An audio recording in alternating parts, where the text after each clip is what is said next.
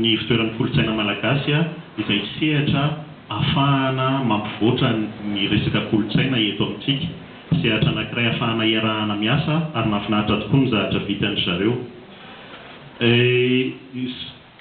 Izara anankitelo lehibe mihetsika ho ataonay amin'ity mikasika ny fanorona. Voalohany indrindra dia fampahafantarana ny fanorona amin'ny maha-kilalao azy. Kilalao aloha ilay fanorona voalohany indrindra. Izay maha-kilalao azy izay dia hozaraina amina zavatra anankiroa avy eo. Dia ny mahakanto azy hoe ohatran'ny ahoana no fahitana an'io fanorona io amin'ny lafiny mahakanto an'ilay izy, izany hoe zavakanto.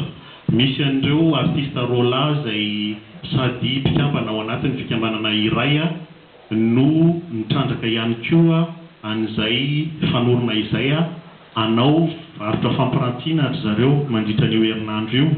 No fanolazaina teo ihany fa eny Ambatonakanga, eny amin'ny magazay 3,14 no atao izay varotra fampirantiana izay manomboka ny 15 ny volana Jona ka hatramin'ny 12 ny volana Jona.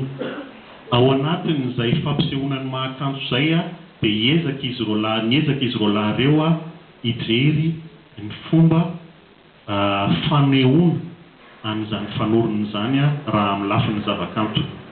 Ankoatran'izay efa nazavain'i Monsieur Hervé teo angambany no hoe ny kilalao ny fanorona dia hisy an'ireo programa izay efa mipetraka anankitelo ireo ny fanazavana izany hoe famerenana indray hoe ohatran'ny ahoana moa ny fitsipika amin'ny fean'izany kilalao izany raha fanorona telo izy teo na fanoron-tsivy no resahana.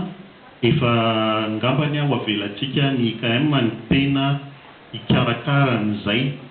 Fa ao anatin'ilay fahampahafantarana ihany koa dia misy ny fahampahafantarana ny maha-kolontsaina an'ny fanorona ihany koa.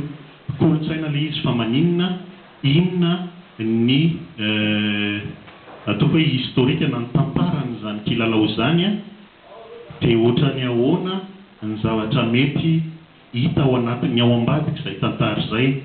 Ny namana anankiray artista ao amin'ny fikambanana iray i Monsieur Herry izay mbola hiteny eo rehefa avy eo dia namoaka boky momba ny fanorona.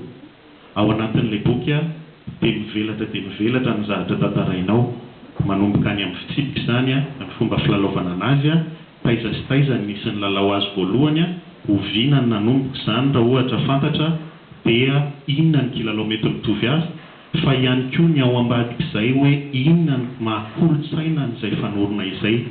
Izay lafiny anankitelo zavakanto an'io fanorona io izay no ezahan'ny fikambanana iray ho atao amin'ity herinandro ity.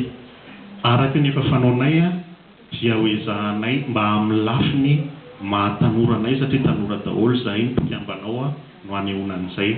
Tsisy zavatra sarotra ao fa zavatra mahafinaritra ataoko hoe mety hampitatra ny fahalalany ny tsirairay ary indrindra miankina amin'ilay olona mpandray ihany koa io mba ho mora raisina ilay izy rehefa avy eo dia ho lalovintsika hiverina ho zavatra fanaontsika andavanandro izay kolontsaintsika anankiray izay. Izay angamba ny azoko amintinana ny hetsika ho karakarainy ny fikambanana iray amin'ny kely ny Andriamatoa Herry